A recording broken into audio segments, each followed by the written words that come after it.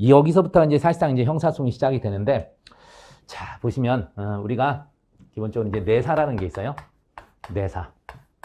그리고 수사. 그 다음에 공소제기, 공판, 상소. 이런 식으로 보시면 돼요. 그래서 이게 이제 우리 앞으로 배우게 될 이제 형사소송의 내용이 되게 되는데요. 사실상 여기 수사부터 여기 이제 상소 이쪽 끝날 때까지가 형사소송의 협의의 형사소송이 되겠고, 내사도 사실 있긴 있는데 미리 얘기를 하면 내사 단계는요, 우리 헌법이나 형사소송법, 특히 이제 형사소송법은 규율을 하지 않습니다. 다만 이제 내사에서 좀 중요한 내용들이 몇 개 있어서 배우긴 해야 되는데, 자, 잠깐 체크를 해둘게요. 내사에서 수사 들어갈 때 이 기준이 되는데, 이게 뭐냐? 단서라고 하는데 혐의 포착이에요. 혐의 포착.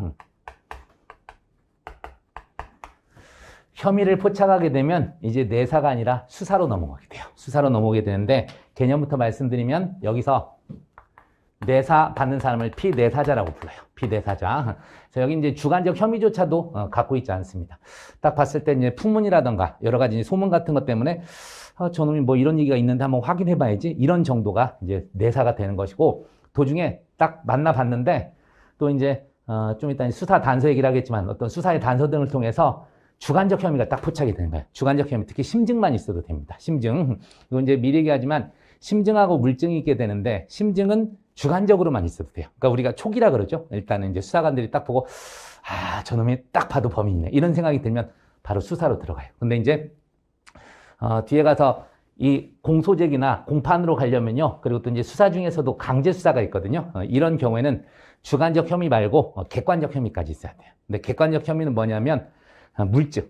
아까 심증이었잖아요. 근데 이제 물증까지 동원되는 게 객관적 혐의인데, 일단은 주관적 혐의만 있어도 충분합니다. 주관적 혐의.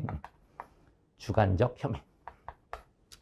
그리고 이제 수사 단계에 들어오면 얘를 뭐라 불러요? 이제 혐의가 포착됐으니까 혐의를 받는다 그래서 피의자, 그렇게 됩니다. 피의자가 되고, 그 다음 하나 더 쓰면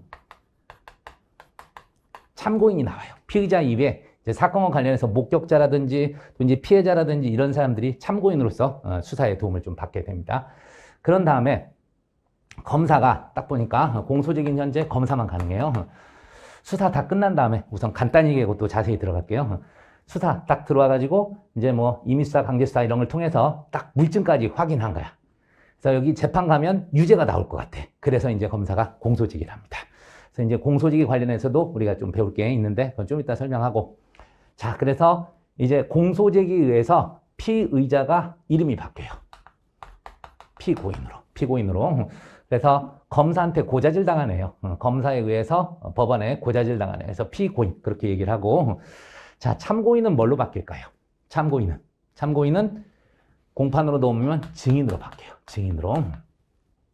참고로 피의자나 참고인은요, 수사 단계에서는요, 물론 이제 피의자 같은 경우에 계속 안 나오면 체포영장 발부 사유도 되고, 뭐 구속도 가능하긴 하겠습니다만은, 참고인은 죽었다 깨어나도 강제로 내보낼 수가 없어요. 강제로 끌고 올 수가 없어요. 그런데 증인이 되면 끌고 옵니다. 증인이 되면 의무가 생겨. 그래서 이 동네에서는 출석 요구란 말을 써요. 출석 요구. 그리고 여기는 소환, 그런 얘기를 합니다. 근데 제가 이제 TV 같은 거 보면서 제일 답답한 게 막 참고인 소환했다, 이런 말 듣는 게 제일 싫어. 그래서 좀 명확한 용어를 좀 정리하시기 바랍니다. 그래서 이쪽이 오면 이제 의무의 의무, 강제로 이제 끌고 나오게 합니다. 그래서 공판 쭉 가가지고 이제 1심에서 끝나면 좋은데 1심에서 이제 불복을 하겠죠. 그래서 이제 상소로 넘어가게 되고, 어쨌든 도중에 이제 확정이 되기도 합니다. 확정. 그래서 1심에서 끝날 수도 있고 뭐 2심, 3심에서 끝날 수도 있게 됩니다. 뭐 확정의 의미는 더 이상 불복할 수 없는 단계, 그렇게 기억하시면 돼요. 불복할 수 없는 단계. 자, 이런 것들이 이제 가게 되고, 자, 일단 간단히 보면 이제 앞으로 이거 배울 거예요. 그래서 제가 이걸 왜 써놨냐면, 우리가 이제 아무래도 이제 형사소송은 내가 지금 어디를 공부하는가를 기억을 하셔야 돼요. 민사소송도 마찬가지지만 내가 어느 절차에 있는지를 자꾸 까먹으면 내가 뭔 공부를 하는지 이해가 안 돼요. 그리고 형법 같은 경우에는 판례가 뭐랄까요, 좀 동적이잖아. 막 칼로 쑤시고 강도지다고 절도하고, 그래서 되게 뭐라 그럴까, 막 드라마틱한 그런 게 있는데 형사소송 그런 거 없어요. 되게 정적이 조용해. 물론 이제 나중에 뭐 동적 발전적 성격이긴 하지만 대단히 공부할 때 짜증납니다. 졸리기도 많이 해요. 그래서 저도 이제 형법, 형사소송 다 같이 강의를 하지만 형법 때는 막 판례도 얘기해가면서 확 재밌는 얘기를 많이 하는데 형사한테는 별로 할 말이 없어요. 그래가지고 좀 답답한데 제가 하면서 제 수업 듣고 졸리겠다 이런 생각이 들 정도니까. 그래서 어쨌든 이 부분 다시 한번 강조하지만 내가 지금 수사를 배우고 있는지 아니면 내가 공소제기 파트인지 공판 파트인지 이런 것들을 꼭 생각하시면서 가세요. 안 그러면 자꾸 까먹어요. 그래서 여러분들이 아마 저도 그랬고 이 절차법은 공부하다가 처음에 공부할 때는 내가 뭐 공부하지? 이런 생각이 자꾸 들어요. 뭔가 책을 봤는데도 오늘 뭐 했지? 이런 생각이 드니까 그런 생각을 자꾸 안 하려면 내가 지금 어디에 있다는 거를 꼭 생각하시면서 가십시오. 그래서 반복 좀 하시고 그리고 부탁드리는데 한 번 가지고 뭐 형법도 마찬가지지만 한 번 가지고는 절대 형사소송 좀 공부했다라는 얘기 할 수도 없어요. 한 두 번 정도 봐야 예전에 수업에서 떠들었던 내용이 이런 내용이구나라는 걸 이해하게 될 겁니다. 그러니까 여러분들 첫 술에 배부를 생각하지 마시고 부탁드리는데 이 과정 좀 잘 보시길 바라겠습니다. 그리고 또 아까 얘기했지만 그 조문을 좀 먼저 열심히 보십시오. 자, 이제 이런 거였고 하나씩 일단 한번 봐볼게요.